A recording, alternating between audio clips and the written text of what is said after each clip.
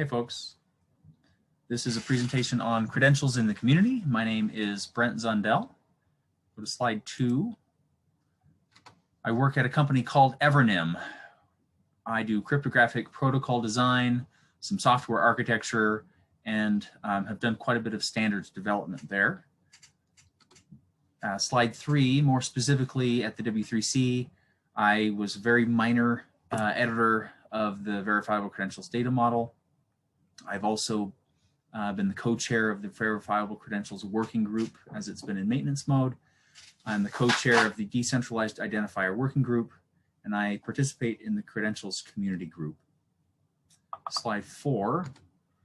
What are we talking about today? We are talking about verifiable credentials. So a credential, what we call that, is a set of one or more claims made by an issuer. So an issuer is a party that makes claims about some subject. A verifiable credential is a credential that is tamper evident and whose authorship can be verified cryptographically. So a verifier can know these claims were definitely made by a specific issuer and they haven't been changed. The community that we're talking about today is the Credentials Community Group, and we also refer to the digital identity community and to the W3C. This is the community within which we have been able to turn these specifications into recommendations. Slide 5. Decentralized identifiers are globally unique persistent identifiers. So they last as long as the DID controller wants them to. They don't depend on any underlying organization. For example, my email address is not a decentralized identifier. I use it as an identifier. It's often the username that's associated with my passwords when I log into various websites. But if the underlying organization decided to get rid of my email address, there's very little, if nothing, I could do about it. It's not an identifier that I have control of. Decentralized identifiers are often registered cryptographically and generated cryptographically. So there's a way to verify the connection between the DID and the keys that are associated with it. Because a DID or a decentralized identifier is a URL, it can be resolved. You resolve it to obtain a set of metadata, such as public keys or communication endpoints. While the specification that we're working on doesn't define an identity system, it does define these DIDs, which are intended to be part of identity systems. They could be pretty easily incorporated into a number of different identity systems, including a bunch of those that are in existence today. The DID spec also allows for different DID methods to be specified, and these DID methods enable different trust models and have different decentralized characteristics, and we can talk a little bit more about that in a bit. Slide 6. So what are we doing with DIDs and VCs, or what are folks doing? My favorite use case for DIDs currently is called DIDCOM. DIDCOM allows any two DID controllers to establish a secure communication channel with authenticated messages sent asynchronously to one another. You can imagine some of the benefits that entails. Imagine an encrypted messaging app that doesn't actually have a central server in it. At the core, you're just passing messages directly.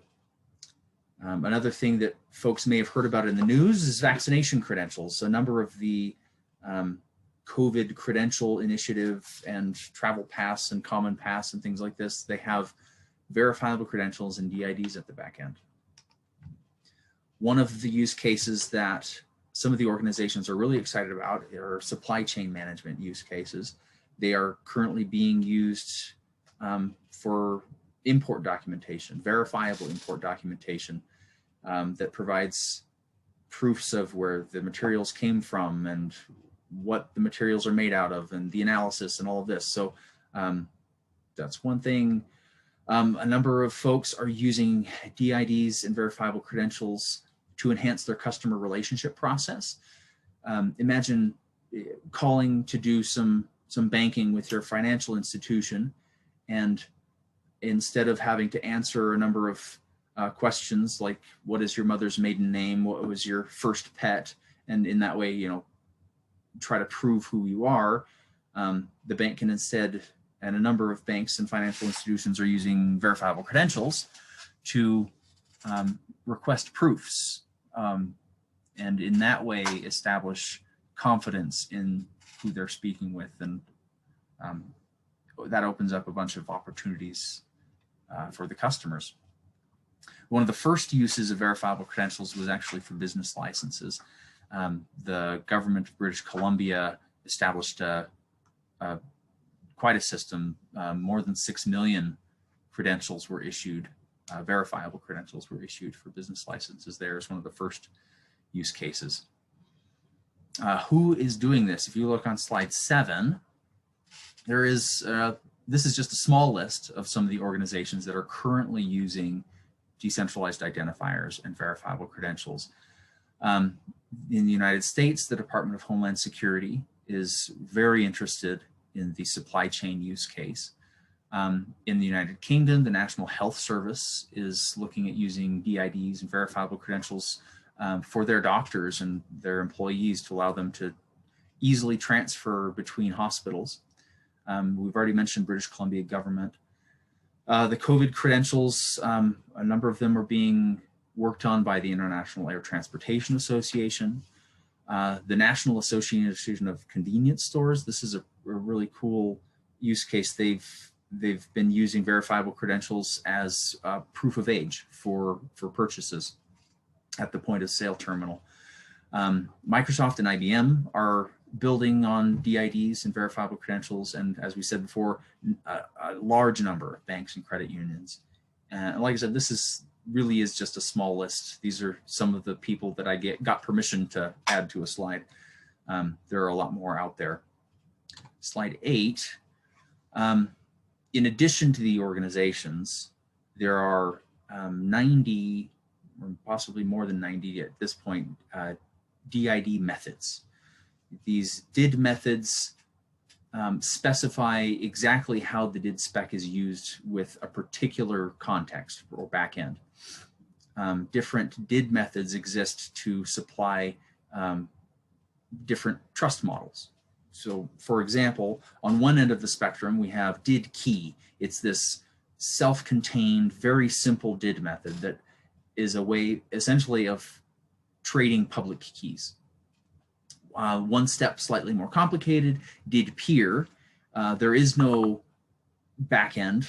The only communication that happens is peer-to-peer. So I establish an identifier that I will use within a peer group. And anytime I rotate my keys or change my service endpoints, the only other people that I would tell about that are in that peer group. To anyone outside, it's just a meaningless identifier. Another step along the spectrum, DID ion. The keys and metadata are anchored to transactions on cryptocurrency blockchains such as Bitcoin.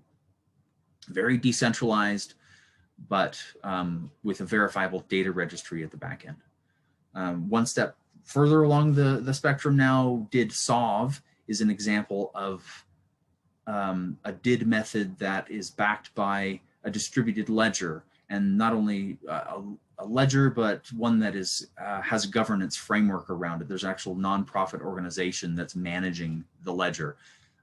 This sort of trust framework or trust model rather, is popular with governments and different companies who need that trust and that reliance, and don't have the faith that others have in either straight peer-to-peer or cryptocurrencies. And far on the other end of the spectrum, we actually have DID web. It's a DID method that it relies on DNS. It relies on this centralized naming service. So DIDs and VCs, or DIDs in particular here, are they're pretty popular. There's a lot of interest in the technology And we think that 90 registered DID methods is a good indication of that. Slide 9.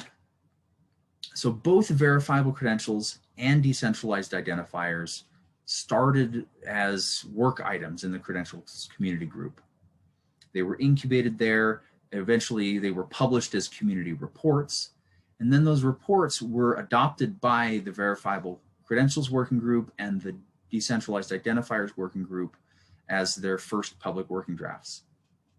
So these specifications they're related, but they're not dependent on one another. Decentralized identifiers and verifiable credentials play really well together, but neither of them strictly requires the other. Verifiable credentials data model version 1.0 was published as a recommendation by the W3C in November of 2019. And as I said before, the verifiable credentials working group is now in maintenance mode. We're actually hoping pretty soon to be able to fix some of the bugs in that spec. There are a number of errata that have been found, which I don't think is surprising to anybody who's worked on specs. The decentralized identifier version 1.0 specification, we just got to candidate recommendation, which is really exciting. It's been a lot of work. We are, seeking feedback from implementers and building our test suite, and we fully expect that by the end of this year, we will have another recommendation for people to use. Slide 10. These specs, like I said, were incubated in the credentials community group. The group was started in 2014, and it had a pretty basic charter at that point. Their focus was identity credentials, secure messaging, HTTP signatures. These were the work items for the group for the next 3 years.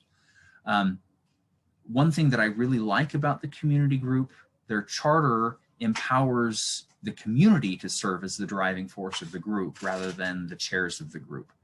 The community actually, there's a mechanism in the charter by which they can kick chairs out and re-elect chairs, and it's pretty cool. The charter establishes a really broad scope for the community group. Quote, anything related to enabling interoperable credentials on the web. So a whole broad range of possibility there. Slide 11.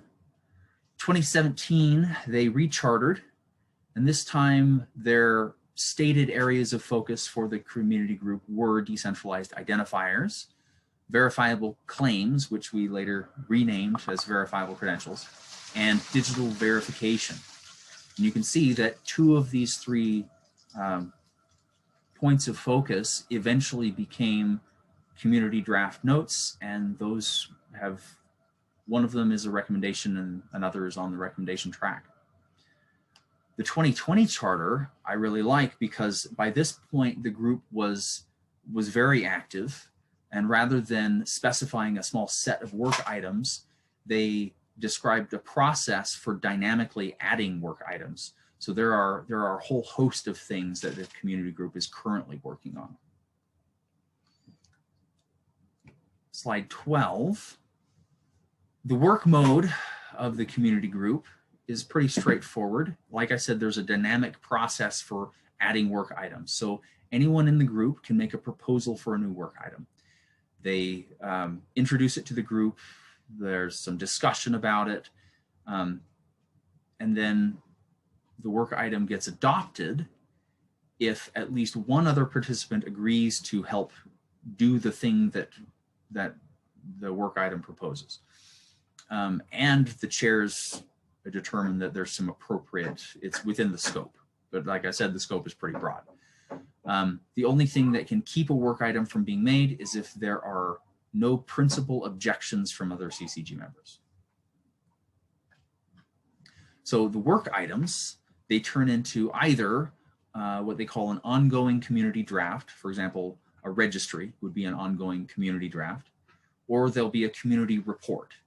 A report is either a draft specification. This is a document that is intended at some point to go to some standards body and move along a recommendation track, or a community group note. This is a statement from the community something they feel strongly about.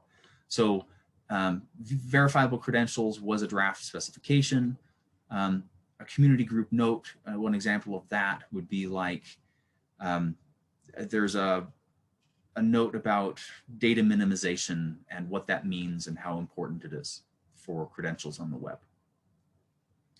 Moving to slide 13. So both the verifiable credentials and the DID specifications, they started in this community group. They were group notes. They, so the community group has a really good relationship with the working groups that kind of came out of it. Before the DID working group was even in existence, the credentials community group was maintaining a registry of DID methods based on their, their draft specification. And the verifiable credentials working group in maintenance mode relies really heavily on the community group.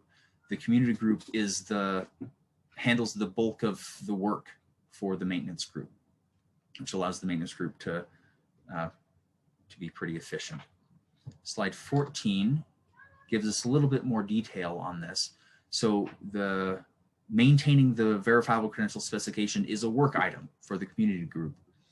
The credentials community group members, they meet to discuss the issues that are raised and to raise PRs. They propose some modifications for the specification and pass those proposals to the verifiable credentials working group. The working group then reviews the changes, and all we check for is, does it pass IPR, and are the changes in scope for our maintenance charter? And then we can update the specification and the recommendation with those bug fixes. Slide 15. I want to talk a little bit about the community group and registries. The credentials community group manages a bunch of registries, not just the DID method registry, but there's a registry for verifiable credentials extensions. Anybody who wants to expand on the verifiable credentials data model, there's a registry within which they can register those extensions. There are also linked data crypto suites and key formats that are described in community group registries. These suites and formats are used in both the verifiable credential and decentralized identifier specifications. Like I said, DID methods were formerly a part of the, or overseen by the credentials community group. We pulled that registry into part of the DID spec registries, but we anticipate that when the DID working group finishes its charter, that oversight of the DID spec registries will pass back to the credentials community group until a DID maintenance working group is formed.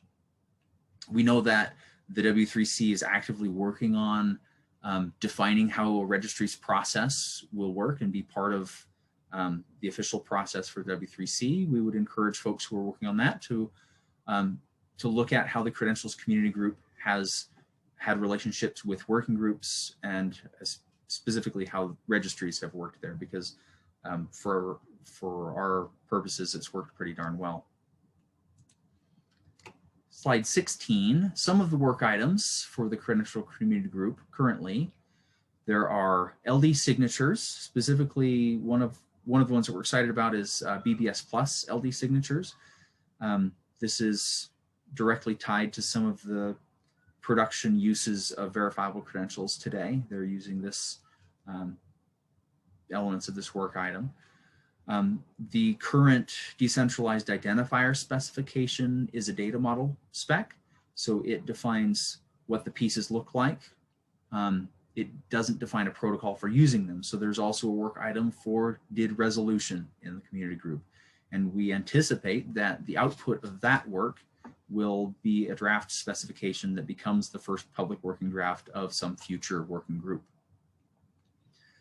There's a group of folks that meet to talk about how to best use verifiable credentials in education.